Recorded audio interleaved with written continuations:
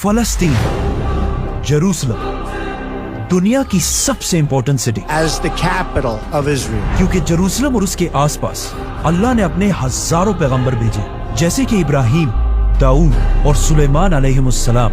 और यहूदियों के मुताबिक इस सिटी यरूशलेम का नाम सबसे पहले एक बहुत बड़े पैगंबर नूह अलैहिस्सलाम के बेटे साम ने रखा था, जिसका मतलब है यरूशलेम, द सिटी ऑफ पीस। लेकिन उस टाइम से लेकर आज तक इस सिटी ने कभी पीस नाम की कोई चीज देखी नहीं, क्योंकि जेरूसलम दुनिया के 3 बड़े रिलीजन यहूदी, क्रिश्चियनिटी और इस्लाम सबके लिए एक होली सिटी।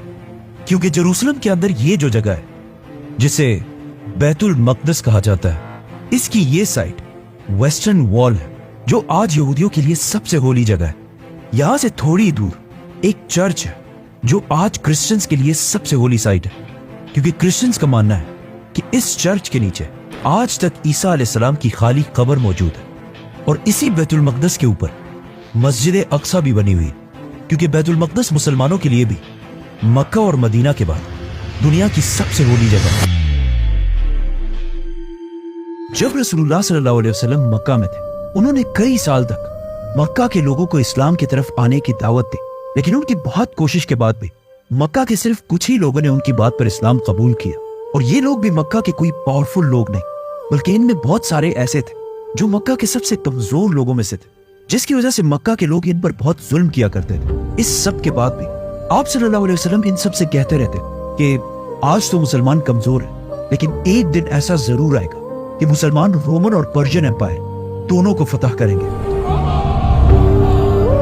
जिस पर मक्का के लोग उनका बहुत मजाक उड़ाते थे और कहते थे कि ये लोग हमारा यहाँ मक्का में मुकाबला नहीं कर सकते, तो ये रोमन और पर्शियन एम्पायर से कैसे लड़े।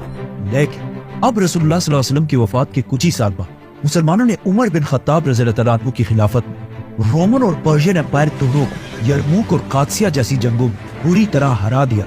और इन दोनों एम्पायर्स को हराने के बाद अब मुसलमानों की दोनों बड़ी फौजें मदीना से हजरत उमर रज़ियल्लाहु तआला अन्हु के ऑर्डर्स का इंतजार कर रही कि अब हमें इससे आगे और कहां जाना चाहिए। तो मदीना से सीधा एक लेटर पर्शियन एम्पायर साद बिन अबी वक्कास की तरफ गया और हजरत उमर ने उन्हें ऑर्डर दिया कि अब तुमने तब तक नहीं रुकना जब तक पर्शियन एम्पायर का कैपिटल बदाइन फतह ना हो जाए और पूरी पर्शियन एम्पायर मुसलमानों के कंट्रोल में ना आ जाए, तब तक तुमने पीछे नहीं हटना। तो साद बिन अबी वक्कास मुसलमानों की फौज के साथ पूरी पर्शियन एम्पायर को फतह करने के लिए रवाना हुए। पर्शियन एम्पायर में तो मुसलमानों की फौज आहिस्ता आहिस्ता कैपिटल की तरफ बढ़ने लगी। अब वहाँ रोमन एम्पायर मुसलमानों ने यरमूक की जंग जीतने के बाद बहुत तेजी से उन सारे इलाकों को दोबारा फतह कर लिया जिन्हें वो